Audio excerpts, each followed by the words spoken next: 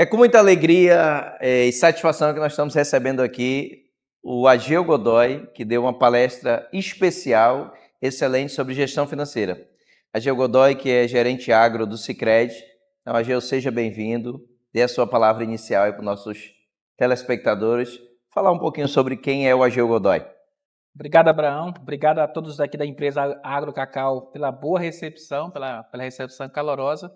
É um prazer estar contribuindo aqui com a empresa e falar sobre esse assunto, que é um assunto que eu gosto e também que contribui muito para a vida das pessoas, que é o assunto de educação financeira. Ageu, mas a sua palestra foi excelente, falou sobre gestão financeira, abordou vários assuntos e como a gestão financeira pode ajudar no orçamento familiar?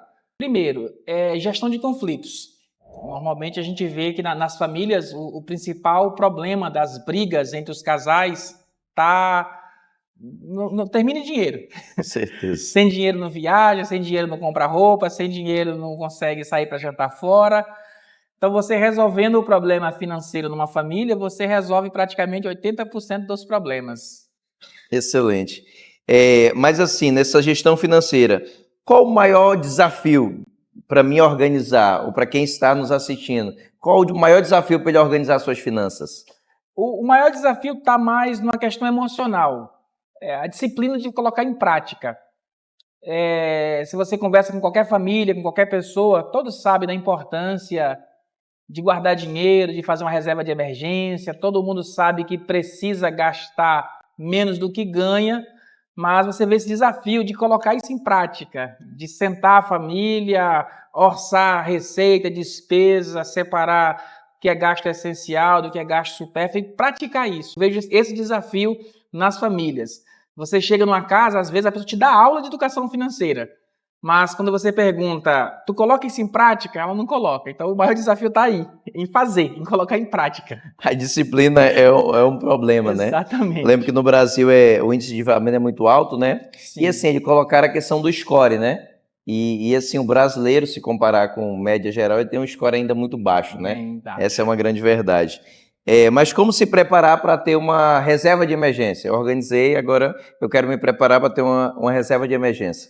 Olha, a reserva de emergência, primeiramente, o ideal é que você liste primeiramente, caso aconteça um problema na sua vida, e você de repente foi demitido da empresa, aconteceu um problema, quanto que você precisa por mês para se manter? Então você precisa sentar e listar isso.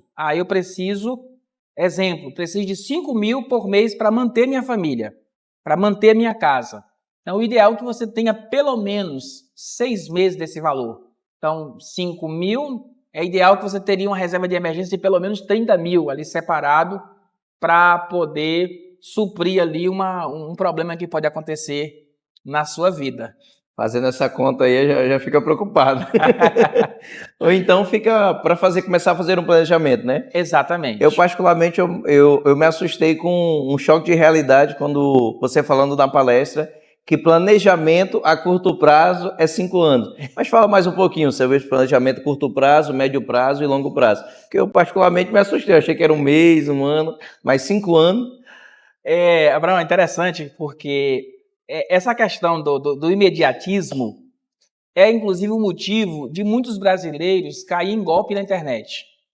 Participar de pirâmides financeiras, tá no Tigrinho, que ficou famoso nos jornais aí. Porque as pessoas são imediatistas. Elas querem começar algo e que querem ficar milionárias no mês seguinte. Teve pessoas que demorou 50, 40 anos para construir um patrimônio. Então hoje, quando se fala de planejamento, até 5 anos, estamos falando de curto prazo. 5 anos hoje é o que você gasta para fazer uma faculdade. Qualquer faculdade hoje aí é 5 anos. Aí vem pós, mercado de trabalho. Então, quando se fala de curto prazo, estamos falando de até 5 anos. Médio, estamos falando de mais de 5 até 10. E longo prazo, mais de 10 anos. Excelente. Ageu, eu vi você falar, isso é interessante, sobre essa questão do imediatismo, né? Eu já vi gente confessar que já ganhou assim em jogo, 62 mil no dia e perdi 62 mil no dia. Então não é uma solução, essa é a verdade. Sim. Porque cria aquela, eu sempre vou ganhar. Ou então cria aquela aí, eu vou recuperar. E esse é o problema, né? E eu vi você passando para a gente um aplicativo que é de controle de finanças, que dá para a gente mais ou menos organizar. Eu queria que você falasse um pouco sobre essa organização. Sim, é interessante. Sempre quando eu falo de uso de aplicativos, uso de ferramentas, planner financeiros, eu sempre gosto de deixar primeiramente uma observação. Qual é a melhor ferramenta de gestão? É aquela que funciona para você. Não adianta de nada eu falar aqui de programa de computador, de aplicativo, da ferramenta da NASA que vai revolucionar a sua vida. Se você pegar aquilo, olhar e falar assim, não dá, isso aqui é muito complexo para mim, não vou usar. Então, primeiramente, a melhor forma de organizar é aquilo que funciona para você. Se você gosta de escrever na pedra lá com marreta e funciona, então usa, entendeu? Mas hoje você tem aplicativos famosos na Play Store ou na Apple Store. Você tem Minhas Finanças, você tem Mobius.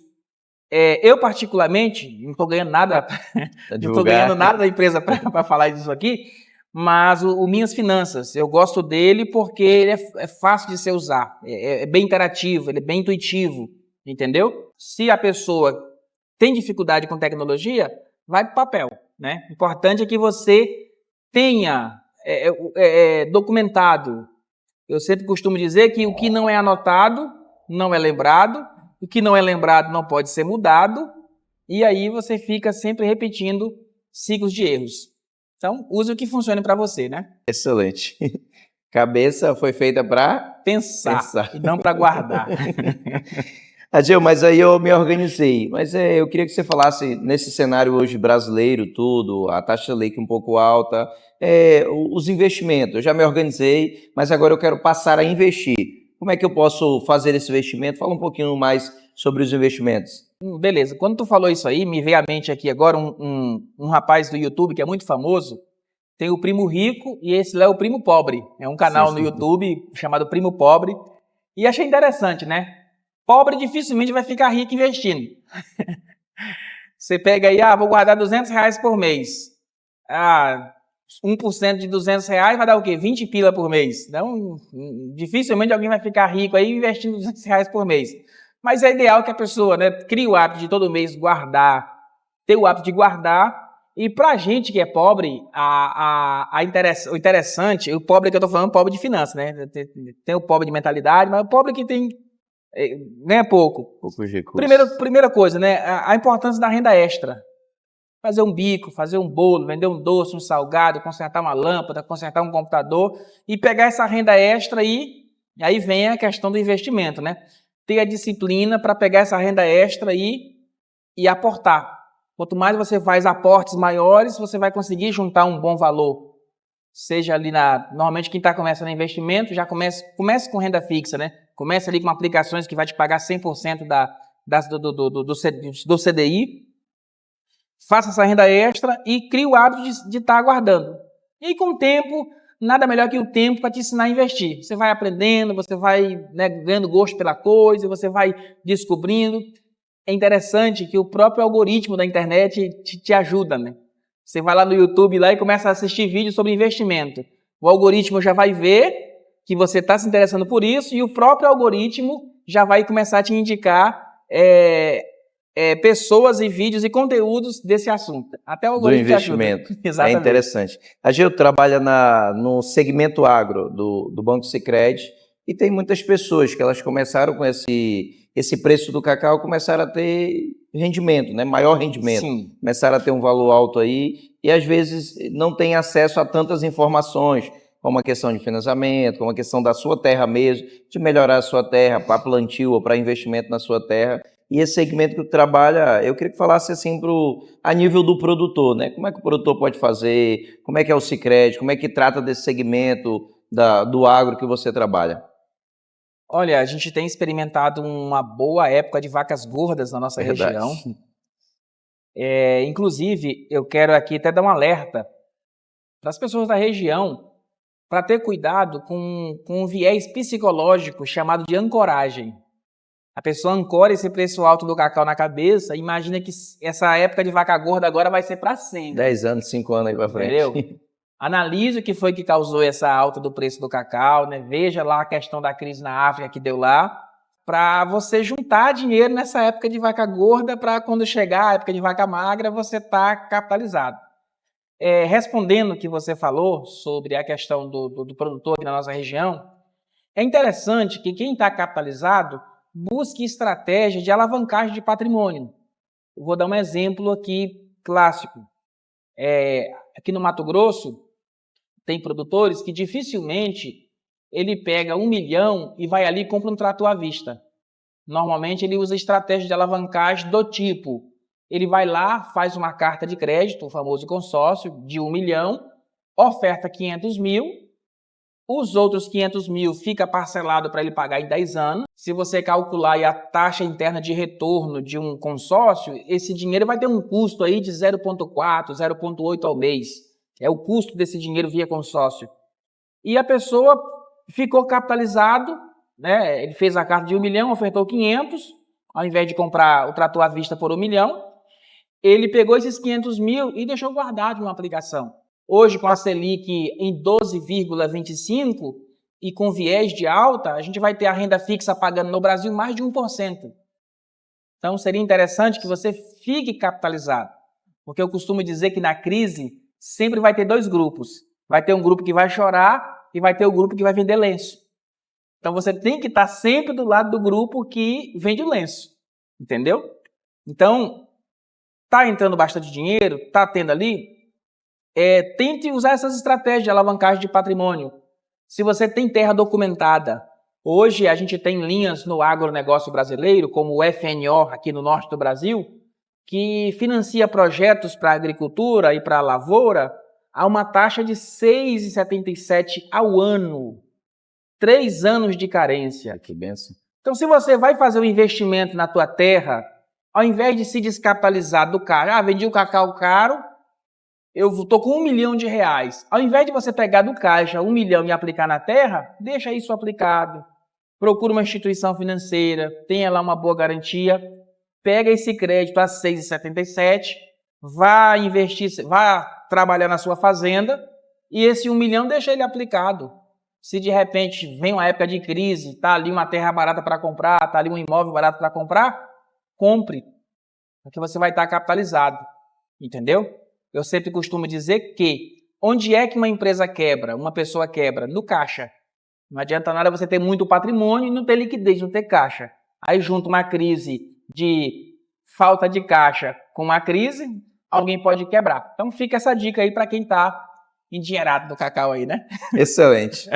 Nós estamos aqui com o nosso público, né? E também tem perguntas do nosso público. Eu vou agora pegar uma pergunta aqui para fazer para você, dos nossos colaboradores aqui também. Vamos lá para nossas perguntas aqui. Qual dica você dá para o agricultor que queira investir juntamente com o Sicredi? Interessante. Olha, o Sicredi, o pessoal tem um costume de chamar de banco, né? Mas o Sicredi não é um banco. O Sicredi é uma cooperativa de crédito. E qual é a vantagem de uma cooperativa? O modelo de negócios de uma cooperativa é o seguinte, ela não fica com os lucros. A cooperativa trabalha o ano, findou o ano, ela vai ter receita e despesa. Ela vai ver o que ela teve de receita, paga as despesas e vai sobrar dinheiro. Essa sobra ela vai distribuir para os seus sócios. O associado que mais usou a conta recebe mais. E aquele associado que menos usou recebe menos. Mas o resultado é distribuído de forma equitativa para os sócios. Então, o legal do cooperativismo é isso. Porque é um modelo de negócios em que o resultado não fica para a cooperativa, fica para os sócios. Fomos mencionados pelo Banco Central que, o Banco Central, melhor dizendo, trouxe um ponto positivo para as cooperativas que, aonde as cooperativas chegam, seja o Sicredi, Sicob, né?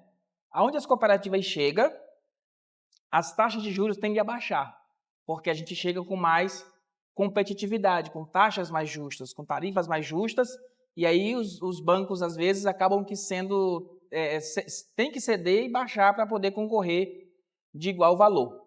Um outro fator interessante das cooperativas a gente chama de círculo virtuoso. Se o Abraão hoje me procura e diz eu tenho um certo valor para aplicar numa cooperativa, Esse teu dinheiro, Abraão, ele não sai para fora. A gente pega o dinheiro e empresta na comunidade onde você está. Então, isso traz riqueza para o local onde você está, entendeu? Porque a partir do momento em que eu invisto na abertura de uma empresa num local, isso vai cooperar com a economia local e aquela economia local vai prosperar. Então, essa é uma das muitas vantagens que o cooperativismo tem. Oh, excelente. Então, ela faz o crescimento da cidade qual Exatamente. ela está, Da a cidade agência, né? da cidade da região Da onde ela cidade está, da né? região onde ela está. Muito bom. O Ayas agora. O Ayas pergunta assim, qual seria a melhor opção? Investir pouco com constância, todos os dias, ou investir muito de forma variável, sem data específica? Investir pouco e com constância. Tem uma frase do Bruce Lee que eu amo. O Bruce Lee disse assim, eu não tenho medo do homem que aprendeu 10.000 chutes. Eu tenho medo do homem que pegou um chute e repetiu 10.000 vezes. Excelente. A constância, ela gera excelência. Você vai fazendo, você vai ganhando gosto pela coisa. Quando você tem uma pessoa que ele aplica com recorrência, ele chega no mercado para fazer uma compra, ele já é acostumado a pedir desconto. Papai, se eu conseguir aqui 10% de desconto, isso aqui já é uma cota de um fundo imobiliário. Entendeu? Então, quando você tem o hábito de investir, você se torna mais disciplinado, você tem mais dó do seu dinheiro. Então, a recorrência é muito melhor do que fazer esporadicamente aí e sem frequência. O cartão de crédito pode ajudar ou pode mais atrapalhar? Cartão de crédito. Ele, para uns, é um grande vilão, para outros, é um grande amigo. Vamos lá. Benefícios de um cartão de crédito. Primeiro, segurança nas transações. Hoje, fiz uma compra em um determinado site, não me entregaram o produto conforme combinado, ou era um golpe, caí num golpe, né, paguei no cartão de crédito e descobri que o site era falso. Você consegue contestar essa compra. Então, você abre uma contestação e você consegue o reembolso desse seu dinheiro. Meu cartão foi clonado. Você consegue contestar, é bem tranquilo, você consegue contestar uma compra. Outra facilidade, existem serviços que você consegue ali pagar para ter recorrência. Tem pessoas que têm um fluxo muito alto de despesa. Se você consegue concentrar essa despesa no cartão, você tem os programas de recompensa, que você consegue acumular pontos. E eu conheço agricultores que conseguem, no final do ano, trocar por milhas e conseguem pagar as passagens aéreas da família toda para viajar. Então, nesse ponto, ele é um grande amigo. Só que, se pega uma pessoa que não está bem emocionalmente e ela quer descontar esse desequilíbrio emocional nas compras, que é o consumismo. O que é o consumismo? É comprar o que não precisa com o dinheiro que não tem para mostrar ser quem não é. Aí a pessoa, às vezes, tem um salário pequeno, aí quer comprar o iPhone 16 Pro Max de 1 TB de armazenamento com o vidro que foi feito na Lua. Às vezes, a necessidade daquela pessoa resolveria com um iPhone 11, com um iPhone 10, ou um celular mais simples, né? Então, se essa pessoa ela não tem equilíbrio emocional, está desequilibrada emocionalmente, o cartão de crédito vai ser um problema para ela. Porque, às vezes, ela vai ter um limite maior que o salário dela, os juros do rotativo do cartão de crédito eles são juros altos, o atraso de uma fatura, um exemplo, eu tenho uma fatura de 10.000, só a multa pelo atraso é 2%. Então, só de multa, atrasei, né? Paguei em atraso a fatura, já deu uma multa ali de R$200. Então, assim, ele é um amigo e pode ser um vilão ao mesmo tempo. Se você é uma pessoa que não tem muito equilíbrio financeiro, tem um cartão com limite baixo. Tem um cartão ali com a metade do seu salário. Aí eu ganho 3.000, tem um cartão ali de 1.500, entendeu? Aí a partir do momento que você vai tendo disciplina financeira, recomendo que você tenha aí até 3 vezes o seu salário, entendeu? Mas vai muito da pessoa, né? Verdade. Ageu, nós agradecemos a participação, a palestra, a participação nesse podcast. Deixa aqui esse espaço em nome da AgroCacau, do podcast Transamazônica, AgroCacau Transamazônica, para você fazer seus agradecimentos. Agradecer a empresa, a Água e Cacau, na pessoa também do Carlos César, o meu amigão de longa data, tá para Bahia viajando, não pôde estar aqui, mas é um amigo que é aquele amigo que às vezes a gente passa aí um ano sem se conversar, aí quando você dá para conversar, conversa aí várias horas. Quando tu retornou para cá, ele foi o primeiro aí na sua casa, né? Exatamente. O primeiro aí lá. Então, agradecer a empresa, agradecer ao Abraão, agradecer a todos os colaboradores aqui da empresa, me receberam de uma forma muito carinhosa. É bom você estar palestrando e vendo as pessoas prestando atenção, anotando, perguntando, interagindo, isso é muito bom. E agradecer. Obrigado por tudo aí. Precisando, estamos sempre à disposição para falar sobre esse assunto que eu gosto. Show de bola. Aê!